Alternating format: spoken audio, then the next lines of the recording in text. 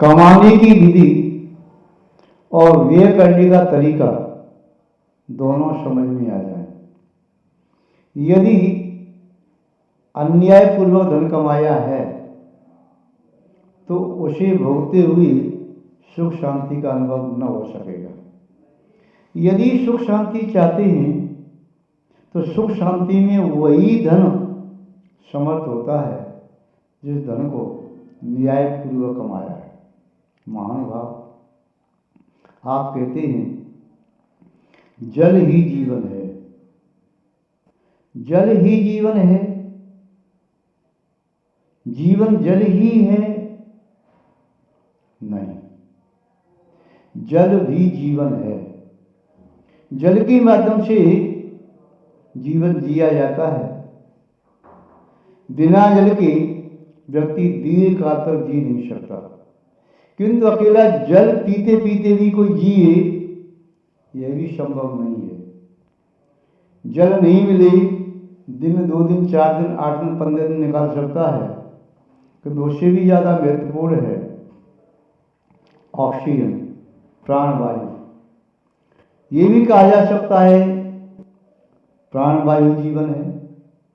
कोई ये भी कह सकता है प्राणवायु भी हो, जल भी हो, अन्न नहीं मिले तो तब भी जीवन संभव नहीं है। प्राणवायु भी है, जल भी है, अन्न भी है, किंतु आयु कर्म नष्ट हो गया तो तब भी जीवन संभव नहीं है। अतः सुखद जीवन जीने के लिए केवल एक धन पर्याप्त नहीं है। धन जीवन में कुछ कर सकता है किंतु सब कुछ नहीं। धन के माध्यम से सुख सुविधा के साधन प्राप्त किए जा सकते हैं और धन के माध्यम से चंद क्षणों के लिए सुखानुभूति की जा सकती है। वह भी सुखाभास, सच्चा सुख नहीं। धन के माध्यम से सब कुछ संभव नहीं है। घी पीने से व्यक्ति पुष्ट होता है, पहलवान बनता है, किंतु अकेला घी पीने से नहीं। अकेला घी पीने से व्यक्ति मृत्यु के द्वार पर बहुत जल्दी पहुंच जाएगा। ऐसे ही धन के माध्यम से कुछ प्रयोजनों को सिद्ध किया जा सकता है, सर्व प्रयोजनों को नहीं। धन वर्तमान युग में अत्यंत महत्वपूर्ण माना जाता है। उसका मूल्य बहुत ज़्यादा बढ़ गया।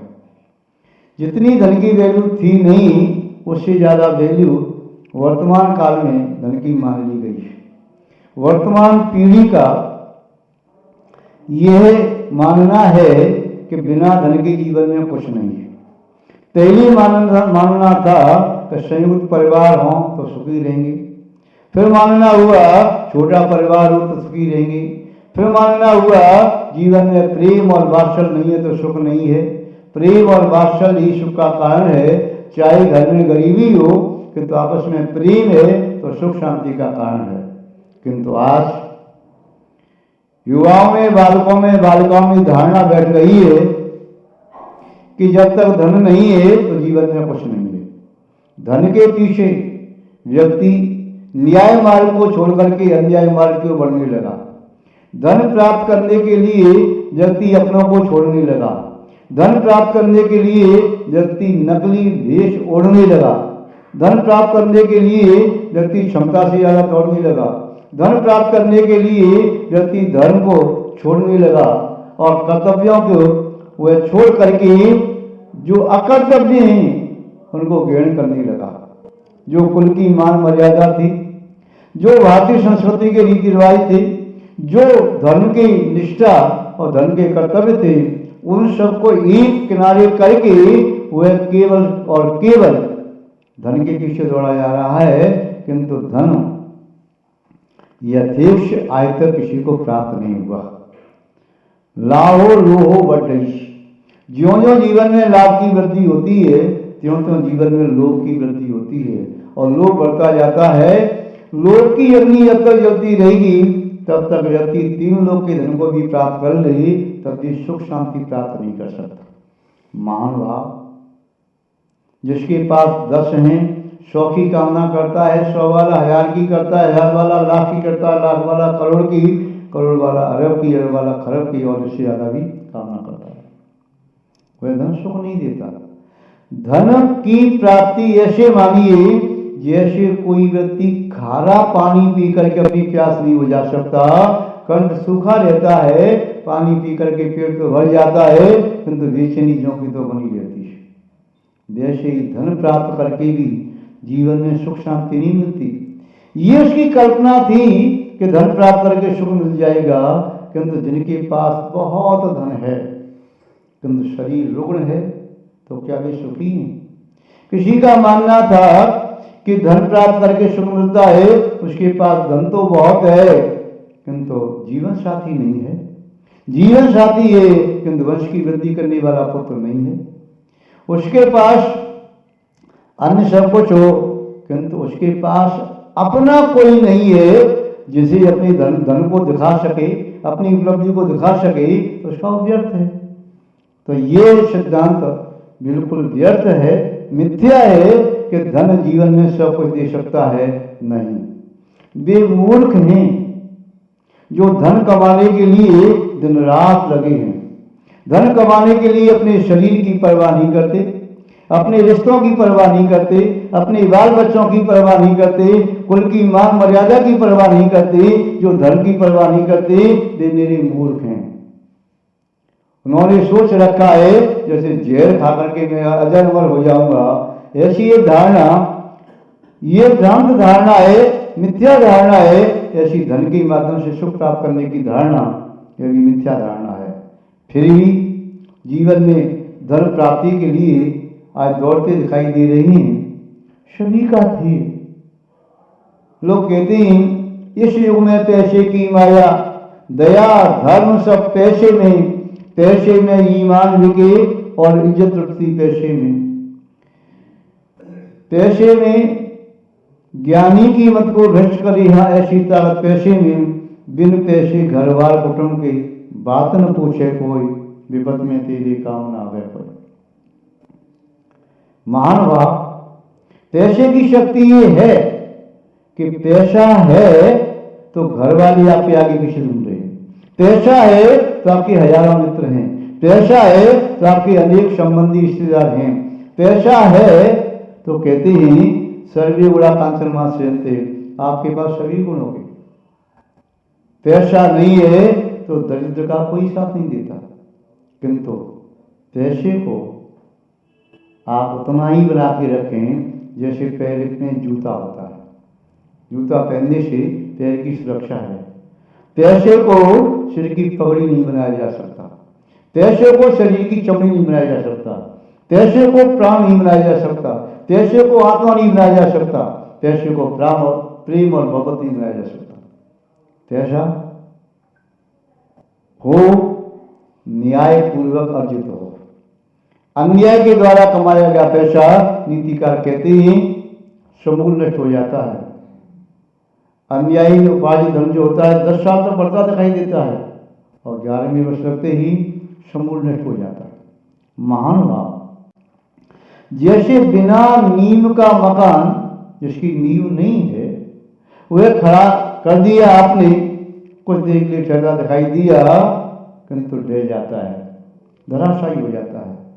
नदी किनारे बालू पर किसी ने महल बनाना प्रारंभ किया, बनाता गया और नदी में जैसे ही पानी आया, बाढ़ आई और रेत खिसक गई और वह धराशायी हो गई। ऐसे ही ये पैसा केवल फुलादी ख्याल बनाता है, ये ख्वाबों की दुनिया में अच्छे चक्कर लगाता है, ये सपनों की दुनिया में भ्रमण कराता है, किंतु यथार्थ की दुनिया पैसे से दूर है।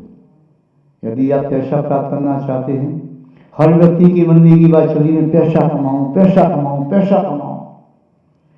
अपने घर परिवार को छोड़कर के नौकरी करने देश विदेश जा रहा है। पहले दादा पिता कहते थे नहीं, घर के बाहर नहीं जाना है नौकरी करने, हम नौकरी नहीं करेंगे, हम नौकरी करते नहीं, नौकरी देते हैं, हम नौकरी नहीं करेंगे। घर में काम कर, व्यापार कर, खेती कर, कुछ भी करना है, फैक्ट्री डाल, किंतु हमें नौकरी नहीं करानी। किंतु आज बड़े बड़े परिवारों की मानसिकता बन गई है कि बच्चों को पढ़ा लिखा करके नौकर बनाओ। मालिक बनाने की सोच ही चली गई। ये सोच नहीं रही मन में कि मेरा बेटा मालिक बने और मेरा बेटा सैकड़ों को हजारों को रोजगार दे। बस एक ही मानसिकता, मेरा बेटा पढ़ लिख करके अच्छी कंपनी में जॉब करे, उसका अच्छा पैकेज हो, उसे अच्छा पैकेज मिलेगा, बस आनंद आएगा, जीवन सुखी हो जाएगा। और तो और उस बेटे की बहू भी देखेंगे, कन्या देखेंगे शादी के लिए, वह भी जॉब वाली मिल जाए, वाह क्या बात है। दोनों जॉब कर रहे हैं, बाल बच्चों का क्या होगा? बाल बच्चे पैदा किए तो उन्हें कौन पालेगा? उन पर संस्कार किसके आएंगे? बच्चों के लिए प्रेम, बच्चों के लिए लाड़ प्यार देने के लिए समय ही नहीं है, पैसा पैसा किस काम? उस पैसे से क्या करोगे? जीवन में उतना पैसा कमाओ जिस पैसे का सही सदुपयोग कर सको। जीवन में उतना पैसा कमाओ जिस पैसे के कमाने में आपकी इज्जत न चली जाए। इज्जत गंवा करके पैसा मत कमाओ, अपने बच्चों को, परिवार को गंवा करके पैसा मत कमाओ, रिश्तों को छोड़ करके गंवा करके पैसा मत कमाओ, अपने स्वास्थ्य को गंवा करके पैसा मत कमाओ। पैसा कमाना है, धन कमाना है तो समीचीन मार्ग का आलम्बन लो। पुण्य के माध्यम से धन आए आने दो, किंतु पाप के माध्यम से नहीं। नीति न नीति गलित है, जो धड़िए धन जोड़, खाए खर्चे जो जोड़े तो जोड़िए करोड़। हे मित्र, यह नीति नहीं, यह तो धिक्कारने की बात है। जो अपना पेट काट करके बच्चों की आशा पूर्ण न करके धन जोड़ते जाए, धन जोड़ते जाए, यदि अपनी आवश्यकताओं की पूर्ति करने पर, धर्म के कार्यों को संपन्न करने पर आपका धन पैसा इकट्ठा होता है, खुद इकट्ठा कीजिए, किंतु टैक्स की चोरी करके नहीं, अपनों के साथ अन्याय करके नहीं, भाई का हिस्सा छीन करके नहीं, पिता को मां को धोखा दे करके नहीं, संपत्ति अपना लिखा करके नहीं, ईमानदारी से कमाओ। हमारी जैनाचार्यों ने धन वृद्धि के कारण बताई है। यहाँ चर्चा करते हैं जैनाचार्य क्या कहते हैं धन वृद्धि के लिए। सयस्पत दाना दो, कषाय विजया दो, पहु भक्ति ऋषत्थो यारा दो, सुगुरु सेवाए धन विड्डी। सयस्पत दाना दो, सदा सुपात्रों को दान दो। ये बिल्कुल मान लीजिए 100% दान देने से धन की वृद्धि होती है, किंतु दान कहां देना है, किसको देना है? यह दिया सदा सुपात्रों को दान दो, कुपात्रों को दे दो तो आप नहीं दोगे। आपकी आत्मा से पूछें।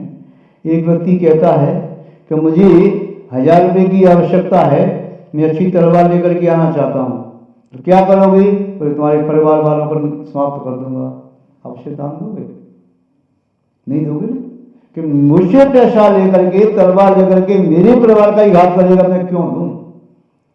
आपसे कोई आगे व्यक्ति कहता है मुझे पैसा दे दो, मैं मछली पकड़ने का जाल लेके आऊंगा और उन्हें मारूंगा, आप नहीं भाई।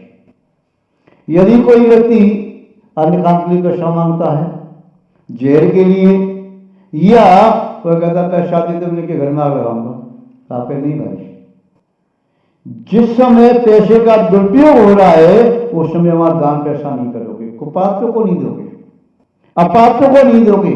फिर आपसे कोई कहता है भाई आपके पास 1000 रुपया है, बोले हाँ, यदि दे दो तो मैं इस बोरिंग को थोड़ा और कर दूंगा, हेडपंप में पानी नहीं आता, यहाँ परिवार वाले मोहल्ले वाले सब परेशान हो रहे हैं।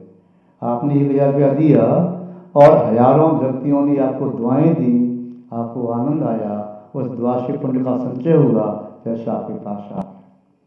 आपने किसी भूखे संत महात्मा को भोजन दे दिया, उसकी दुआ काम आई, आपके पास ऑटोमेटिक ऐसा चमत्कार हुआ, मिट्टी को छुआ तो आप कान में सोना बनने लगा। एक शेठ जी बहुत धर्मात्मा थे, उनके मन में भाव था मैं भगवान का मंदिर बनवाऊं, प्रभु परमात्मा की मूर्ति विराजमान करूं और बहुत ही भव्य तरीके से पंच कल्याण प्रतिष्ठा महोत्सव संपन्न करा।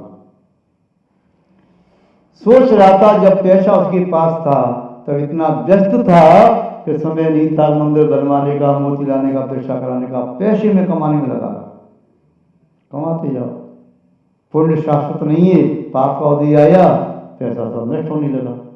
अब उसे अपनी प्रतिज्ञा याद आई कि मैंने मंदिर बनाने का संकल्प लिया, मूर्ति विराजमान करने का संकल्प लिया, प्रतिष्ठा कराने का संकल्प लिया, प्रभावना करने का संकल्प लिया, लोगों का उपकार करने का संकल्प लिया और मैं संकल्प पूरा नहीं कर पाया।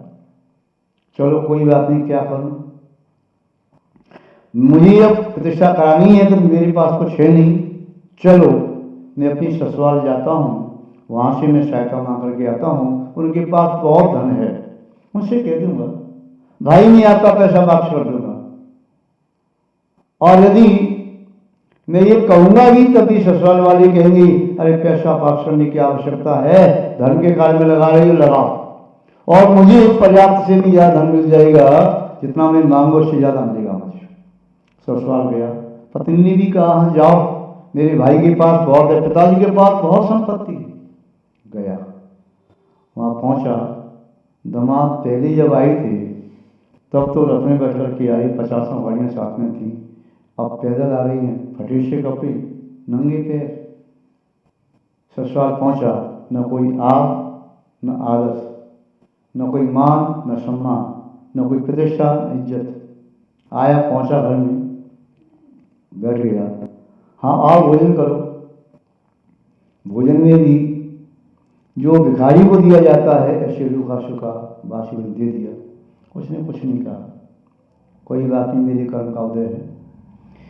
इतना धन इनके पास है, रिचर्ड फैमिली है, फिर भी इसके बाद जो गरीबों को, भिखारियों को जैसे फेंक दिया जाता है, कुत्तों को डाल दिया जाता है, उससे भी बढ़कर भोजन उसको दिया दिमाग को।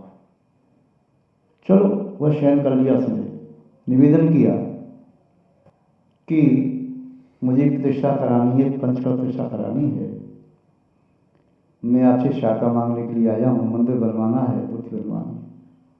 ठीक,